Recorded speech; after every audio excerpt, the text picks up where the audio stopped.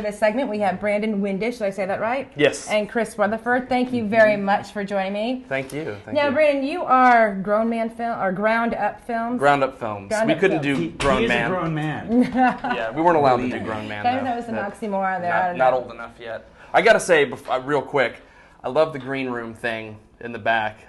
Having a couple of beers, it's great. You know, Lisa, I don't drink. You know, I don't even drink beer. And because you're 12. Because I'm only 14 and a half. And I just really enjoyed drinking in the back. It's just great. Before the show came on. And you got some grub?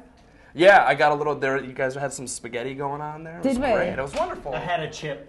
You know what's funny is because I'm here, I don't get to participate in any of the fun stuff out there. But anyways, talk about Ground Up Films. Ground Up Films. Well, we're a full-service video production company. We're actually based here in Ybor City. We're actually right down the street. It's kind of cool. We're like brothers and sisters here. And aunts and nephews aunts and nephews, or just neighbors. Yeah, adopted, and then abandoned stepchildren. Or neighbors. We do everything. We do a lot of music videos. Tends to be our specialty. Feature-length films, short-length films. So independent films? Independent, okay. Yes, absolutely. And most recently, we co-produced a play directed by Chris Rutherford here. Yeah, which is kind of out of your safety zone a little bit. Absolutely. And then this play is based off of I can't think of his name right now. It's not on here. Rolin Jones. Yes, Rolin Jones, the writer, is actually a script supervisor for a hit show on Showtime. Weeds. You've done your research, yes. So the writing is very similar. It's got this quirk to it. The play is called The Intelligent Design of Jenny Chow. And no, you're directing it. And I am directing it. But the whole title is The Intelligent Design of Jenny Chow, an instant message with excitable music. So it's actually a lot of multimedia. It's about a genius girl who has agoraphobia, OCD, is stuck in her house. She can't. After high school, she developed this germophobia, basically, and just can't leave her front door. And so she decides one day, after finding out where her biological mother lives, she was adopted at birth, and she decides to build a robot, send it to China to meet her biological mother. Because all of us can just build a robot. She builds a robot. Yeah, okay, look, the bottom line is the play's about a girl who built a robot. Mm-hmm. It's awesome. And we've taken that as the design has taken on a very comic book feel, and Ground Up Films has helped quite a bit because it's about a third of the play is filmed, and the actress has had to rehearse with films and to actually time out her reactions because the reactions are all live. Right. The films are all pre-recorded. So we worked. The rehearsals were very strange. It was like a film shoot, and that we had 2 or 3 days to get some performances, and then everyone else had a couple of weeks to really build. What's the relationship between Hat Trick Theater and Ground Up Films? Are you with Hat Trick, or is it? I'm actually a freelance actor and designer and director in the theater community here in Tampa. I've worked at the Guerrilla Theater, American Stage. I love the Guerrilla Theater, but yeah.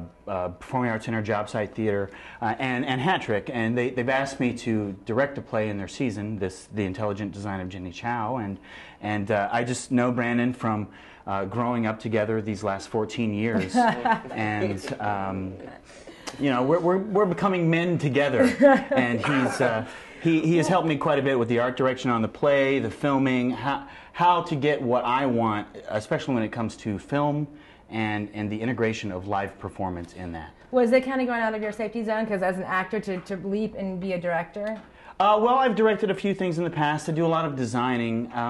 It's actually, no, I enjoyed it. The comfort zone that I had an issue with was the film, and I just had a couple of really great and melding really good. Collaboration with this company, this local company here in Ybor. This local company here in Ybor. Tell us the message that Rolin Jones is trying to get out. I mean, because there's a message he's trying to get out. You know, I think the message is it's pretty simple.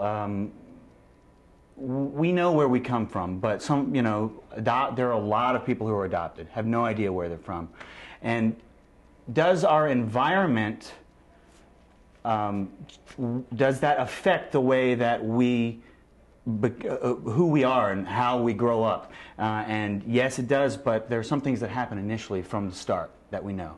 And our intelligence is built on experience. And this girl who builds a robot to go meet her mother and see what her other life could have been is misguided, thinking that her environment isn't as important as it is. And instead of dealing with what's in front of her, she uses the internet and builds a robot to go meet people her mother she's never met before. So is there a comedic spin on it? It's a very funny show. You know, Weeds in itself is a comedy, but there's a lot of drama in it, and it has that same tone. It's quirky. I would say it's been dubbed a techno comedy, and according to Rolin Jones, the version we're doing is called the Disney version because they've taken out so many curse words and expletives and descriptive.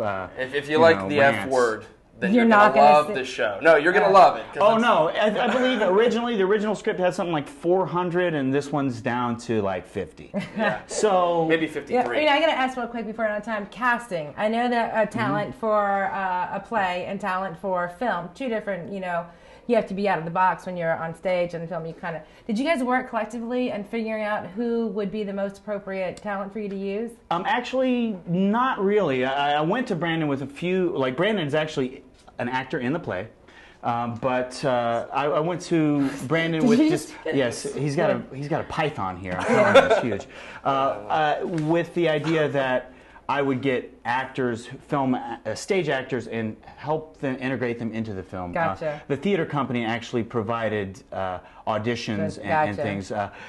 All the pickup stuff Brandon has helped with, and I actually went to Brandon, not originally offering him the role, just asking for the help, but he luckily jumped on board and is crazy enough to pull it off. Now, give us the 411. It's playing when, where can we see it, how much? It runs this Friday, which is December, 19th? All the way through to the 28th, and that's Friday, Saturday, and Sunday. Fridays and Saturdays, the show runs at 8 o'clock. Sundays, it's 3 o'clock. It's a matinee show. Tickets are $14. I believe they're $9 for students and seniors. Yes, and performances are at the Silver Meteor Gallery, which is on 6th Avenue in Ybor City. If you want tickets, you can check out hattricktheater.org. That's theater with an R-E .org.